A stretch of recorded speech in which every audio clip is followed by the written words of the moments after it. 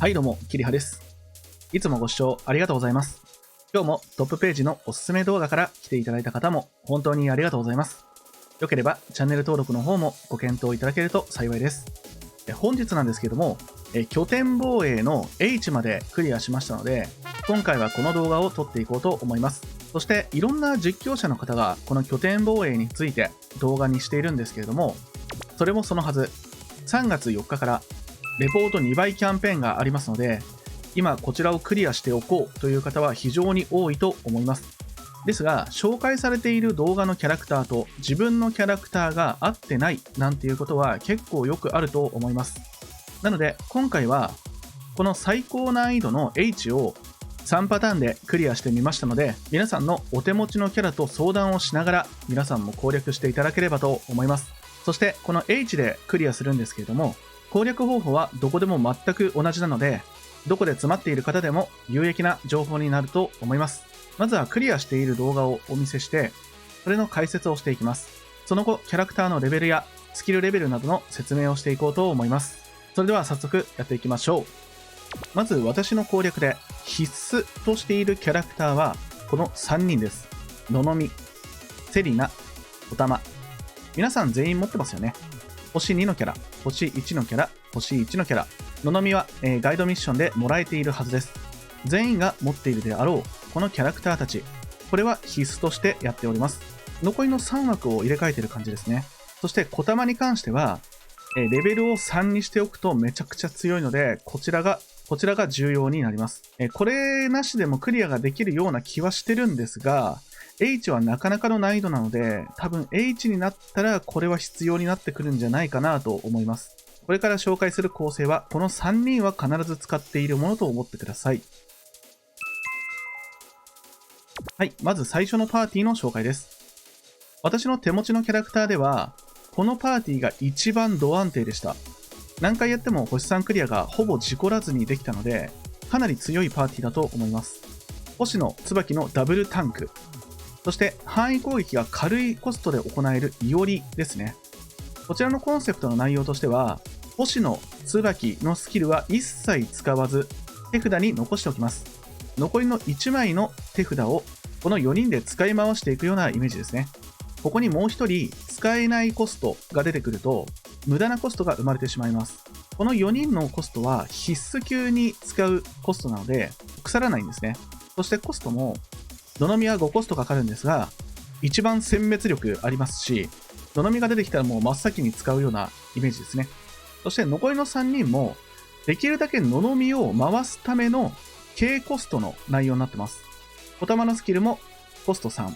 円形範囲内の攻撃力アップなので、主にイオリとののみの攻撃力を上げていれば問題ありません。いつ使っても大丈夫です。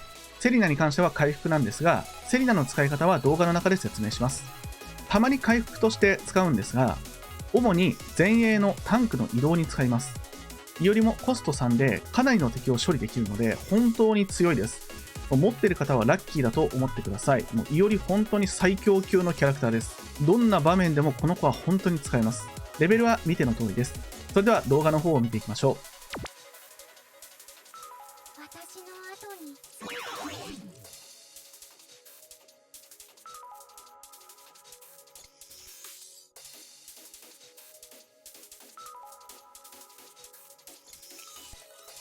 はい、開幕でこのセリナのスキルを使って前衛だけを範囲内に収めるようにできるだけ前に回復を落ちます。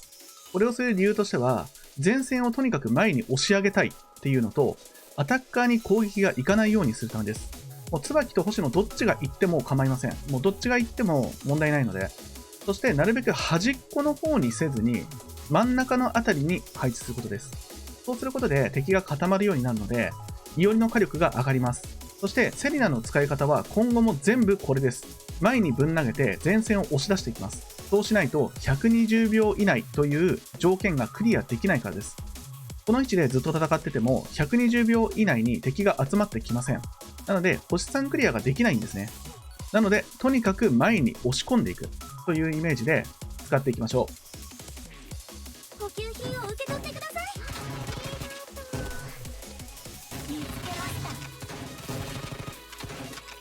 敵がそんなにがっつり集まってない時は、いおりのスキルで戦っていきます。敵がとにかく固まった時にののみを使うようなイメージですね。こうしてわらわら敵が出てきた時に、ののみで一掃をします。そして回復でどんどん前線を上げていく。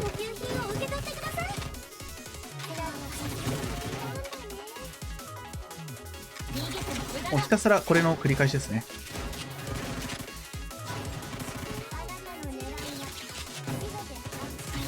椿と星野はもうずっと手札に残ります。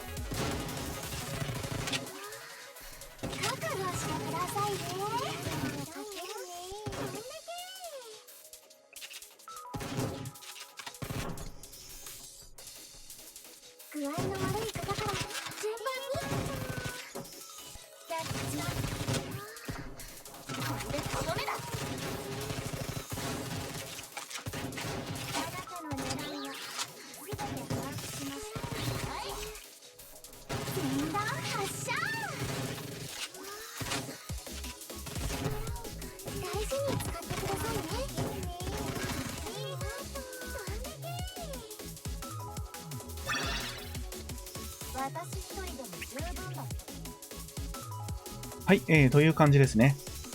かなり安定したクリアができます。ダブルタンクにすることで敵が暴れないんですね。敵が固まりすぎると結構タンクが下がってきちゃったりするので、このダブルタンクで火力の高いいおりとののみで相当する。これが私の一番有効な内容でした。ただ、いおりを持ってないという方もいらっしゃると思います。星野を持ってない方もいますよね。なので、他の2パターンも見ていきましょう。ただ、戦い方に関しては、基本的には一緒です。はい、次はですね、タンクを1人減らしまして、星野だけになってます。ただ、この星野は椿でも大丈夫です。そして、すみれ純子を入れておりまして、このパーティーの最大の特徴は、とにかく火力が高いことです。どのカードが回ってきても、基本的には火力を出せるという内容になってまして、それぞれ特徴がある範囲なので、ケースバイケースで範囲攻撃の形を変えられるのがメリットです。ただそのため、先ほどよりも耐久力は下がりますので、タンクの位置が端っこに寄ってしまって敵がアタッカーに流れてきたりですとか、縮滅をできずにタンクが持たなかったりということがたまにあります。ただセリナで、うまくコントロールしていればそういったことも起こらないでしょう。それでは実際の映像をご覧ください。さあ、準備できた。今日のトレーニングも楽しいですね。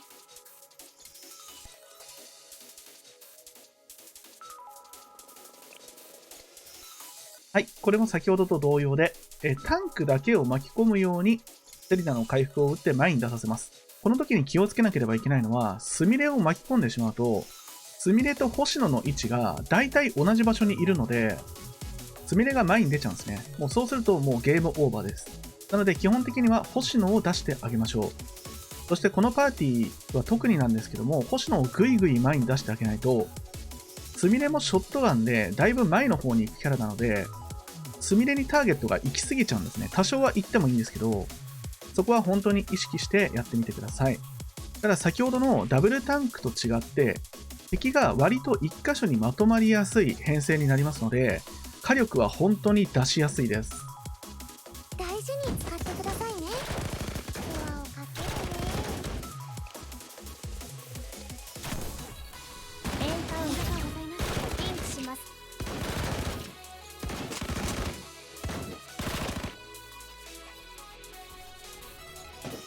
敵がそこまで多くないときは、スミレで十分です。ただ安定しないので、残した場合は順子で相当していきます。敵が多いときは、とにかくののみですね。どんどん前に押し上げていきます。多少漏れてきてもスミレがやってくれるので、基本的には問題ないかと思います。どんどん前に出しちゃいましょう。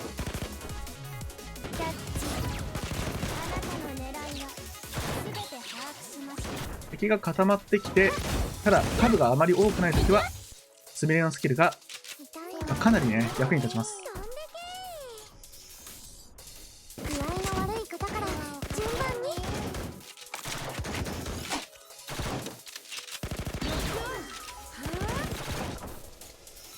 敵が左右にばらけてしまったときは、やはりののみのスキルが優秀ですね。あなたの狙いはエンカウント。リンクします。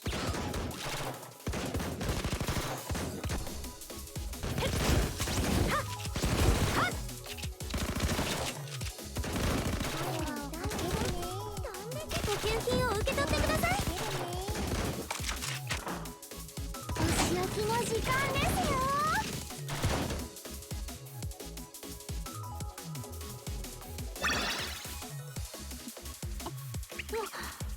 お疲れ様でした。はい、こういった形ですね。もうスミレもだいぶダメージ出してますよね。本当に優秀です。ただ、スミレにターゲットがあまり行き過ぎないように気をつけてください。あまり敵が固まってしまうと、スミレは簡単に溶けてしまうので、スミレにターゲットが行き過ぎてしまった時なんかは、もうののみで一掃するようにしましょう。このパーティーも割かし私の中では安定してました。で、最後に紹介するのは、純子とののみのアタッカー編成の椿星野のダブルタンクです。ただ、これは紹介はするんですけれども、本当に成功率が低いです。私もこれでもう10何回とやってるんですけれども、星さんは本当にたまにしか取れませんでした。基本的には120秒以内にクリアっていうのと、誰も撤退させられないというのを2回に分けてクリアする必要があると思います。というのも、純子が特にですね、外すんですよね。敵を一掃できないことが多くて、運よく敵が一掃できた時には星3が取れるといった感じなんですね。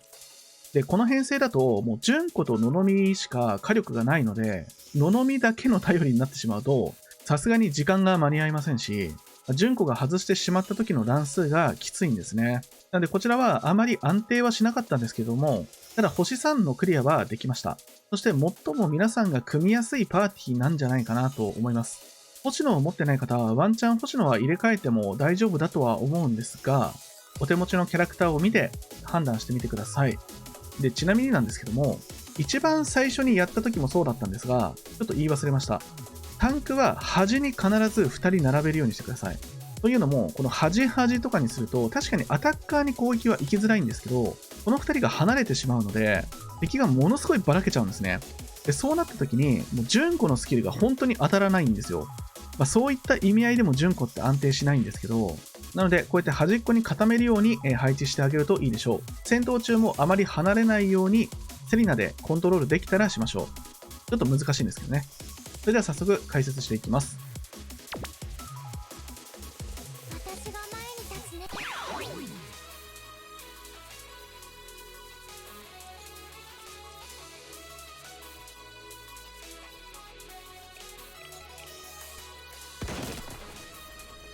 見つけました。出番だね。具合の悪い方から順番に。あ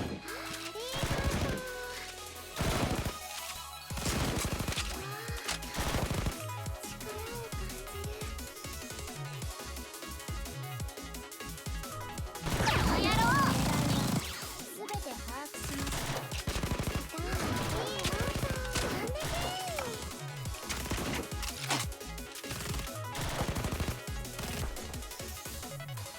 前段発射。キャッチ。力を感じる。具合の悪い方から順番に。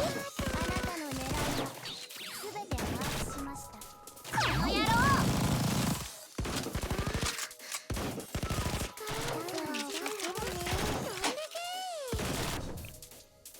お仕置きの時間ですよ。力を感じる。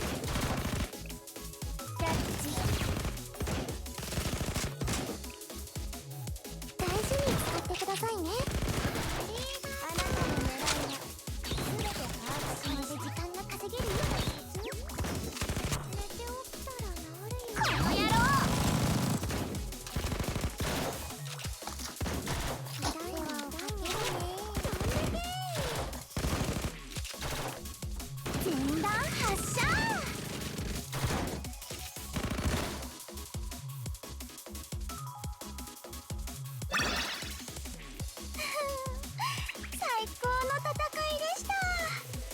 はい、ということでですね、椿が撤退してしまいました。なので、これは星3クリアではないですね。ただ120秒以内にクリアはできましたので、次はなるべく死なないような立ち回りを心がけて、次は誰も撤退しないをクリアして星3を埋めるような形ですね。星3クリアの動画が残ってなくて申し訳ございません。ただこれでも星3クリアは可能になります。それではここからは、使ったキャラクターのステータスなどをね、見ていきましょう。まず必須キャラから、ののみですね。ののみはもういないと絶対にここはクリアできないと言ってもいいぐらい必須のキャラクターです。ですがこの子はね、ガイドミッションで皆さんもらえていると思いますので、所持率 100% だと思います。スキルもまあそんなにがっつりは上げられてないんですが、ただ EX スキルに関しては、これレベル3ぐらいまでは上げておかないと、H 難易度まで行くともうさすがにきついですね。ワンパンで倒せない敵がすごく出てきてしまうので、結構無駄な時間を使ってしまいます。なので、育成をする際は、ののみの EX スキルはマストだと思ってください。そして攻撃力のね、こちらのベレー帽、腕時計ですね。でこちらはどちらもレベルマックスなんですが、T4、T3 となってます。真ん中の体力のところは特に必要はありません。そして一番最後のサブスキルは、大型の敵に対する攻撃力なので、今回は必要はありません。ノーマルスキルの攻撃力アップと、パッシブスキルの会心ダメージアップですね。おそらくここは EX スキルほど重要ではありませんが、上げておくと安定するでしょう。次に小玉ですね。装備はもう全くいじってません。特に必要はありません。一番必要なのはこの星3ですね。この星3にした時に獲得する味方の攻撃力を 9.1% 増加。今レベル3にしていて 10% なんですけども、これは優先的に上げてあげましょう。いろいろ足りてないので、ここの EX スキルは上げられてませんが、余裕があれば上げてあげてもいいと思います。どこでも役に立ちますので。そして今回大活躍だったセリナなんですけども、星2で十分だと思います。で、もう全然いろいろ足りてなくて EX スキル上げられてないんですけども、回復でも使うので、この EX スキルは上げてもいいかなと思います。ただコストを使わずにこの回復ができるノーマルスキルの方が重要だと個人的には思いますけどね。これ本当に強いです。そしてパッシブスキルは治癒力が単純に上がるので、これも優先的に上げてあげましょう。装備も他は何にもいらないんですが、最後のこのチョーカーだけは治癒力が上がるので、これはね、本当に真っ先に T4 のマックスにしてあげた方がいいと思います。そして椿なんですけども、星野にも言えることなんですが、このカバンの T4、これはもうマストですね。タンクとして使うのなら、もうこれがないと解けます。将来的な面でもこれは絶対にやっておかなきゃいけないので、もうなるべく早くこれをやりましょう。そしてその装備周回を効率的に行う方法は、私の別の動画、非効率な装備周回を今すぐやめよう、装備周回効率化という動画でやっております。よければこちらも合わせてご覧ください。概要欄に URL を貼っておきます。ノーマルスキルは HP30% 以下の時の回復量が増えますので、これもかなりいいですね。で、このパッシブスキルを少し上げてるんですけど、これほとんど変わんないんで上げなくて大丈夫です。これに関しては別の動画にしようと思ってます。正直あまり上がらないっぽいですね。そしてこのリロードの間に受けるダメージを単純に減らしてくれるこれもね、上げた方がいいと思います。実際戦闘中、もう敵を受け止めてる時にリロードが入る時はすごく多いので、もうその間ダメージ量が単純に下がるのはめちゃくちゃ強いです。EX スキルも余裕があれば上げてもいいんですけど、正直これもそんなにいらないかなと個人的には思ってます。そして星野も先ほどの椿と同じようにこのノーマルスキルですね。これをメインで上げてあげてください。他は特にそんなには上げなくても大丈夫です。ただし EX スキルは3まで上げると敵に対して気絶を付与というのがつきますので、単純にめちゃくちゃ強いんですが、今回の拠点防衛では星野のスキルを使うことはまずありえないので、これは今回は必要ないと言っておきます。ただ星野を使う上でレベル3に上げておくのはかなりマストだと思います。そして星野の場合はこの靴ですね。ここでも HP が上がるので、ここもできれば T4 にしてあげましょう。スミレはあんまり育ってません。ですが、あれぐらいの火力がスキルレベル何にも育ってないんですけども、地形適性がね、いいからなのか、めちゃくちゃ火力が出るので、スミレはそこまで鍛えなくても大丈夫です。できればバックを T4 にしておくと、もっともっと安定します。そしていおりは、とにかく、この帽子と、この時計ですね。とにもかくにも火力を出してもらいましょう。EX スキルもレベルを上げるとめちゃくちゃ強いですし、あのステージ隠れる場所がないので、隠れてない状態での攻撃時の攻撃アップも、これも見逃せません。イオリを使う方はね、主戦力としていろんなところで使ってると思うので、自然といろいろ上がってるとは思いますが、今回まで使ってなかったという方は、こういう感じでね、上げていただくといいんじゃないでしょうか。持ってて使ってないっていう人ほとんどいないと思いますけどね。そして純子なんですけども、もうお恥ずかしい限りなんですが、もう全然上げれてません。これが上げれてないのが原因であまり倒せてないのかもしれないですね。星さんには上げてるんですけども、これをちゃんと上げれてる人だったら、もう少し私よりも安定するかもしれません。やるとしたら、この帽子と時計ですかね。このあたりはしっかり上げてあげましょう。はい、ということで、いかがだったでしょうか。拠点防衛についての動画でした。いろんな方がクリアができるように、今回3パターン用意しましたが、例えばスミレなんかは、剣と入れ替えてもいいでしょうし、お手持ちのキャラと入れ替えながら、いろいろ試してみてください。とにもかくにも、3月4日から始まる特別依頼の2倍キャンペーン。これは特に見逃せないので、それまでにできれば上のステージをクリアしておきたいところです。なるべくキャラクターを育成して、いいところまでクリアしておいて、4日からは全力で回りましょう。イベントもやらなきゃいけないんでね、やることもいっぱいですね。たくさん石を砕きながら頑張りましょう。チャンネル登録7200人。皆さん本当にありがとうございます。ブルーアーカイブを始める2月4日まではチャンネル登録も1700人だったのが、怒涛の勢いで登録者様が増えております。本当にありがとうございます。見てくださる方がいないとね、動画って作る気になれないので、もう本当に皆さんには頭が上がらないです。コメントでリクエストしていただいている動画もだんだんと作っていきたいなと思っております。これからも応援してくださるとありがたいです。今日もあなたへのおすすめ動画から来ていただいている方も、よければこれを機にチャンネル登録をしていただけますとありがたいです。それでは今日はこの辺で終わりにしましょう。キリハチャンネルのキリハでした。お疲れ様です。ブルーアーカイブ公式のリプランの治安ってこの顔で守られてると思いません？